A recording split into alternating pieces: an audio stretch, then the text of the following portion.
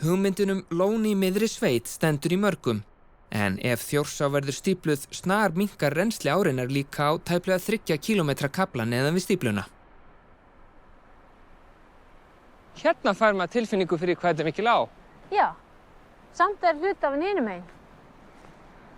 Þegar gengið niður að Þjórsá við eina Ölmóðsey blasir við mikill vatnselgur. Þessar flúðir eru í uppáhaldi hjá Sigþrúði Jónsdóttur, náttúrufræðingi og náttúruverndarsinna í Gnúpverjahreppi.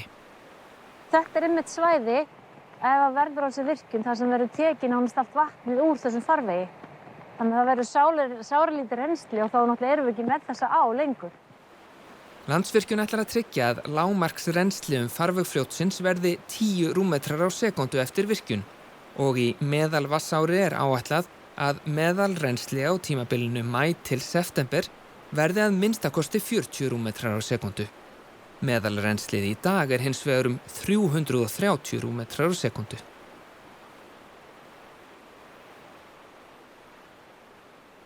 Og við erum líka að horfa á ána sem vistkerfi og búsvæði og nú til dæmis áratugur endurheimt vistkerfa hjá Sameinuðu þjóðunum þar sem verið að leggja áherslu á það að vernda vistkerfi en ekki eyða þeim eins og yrði gert hér.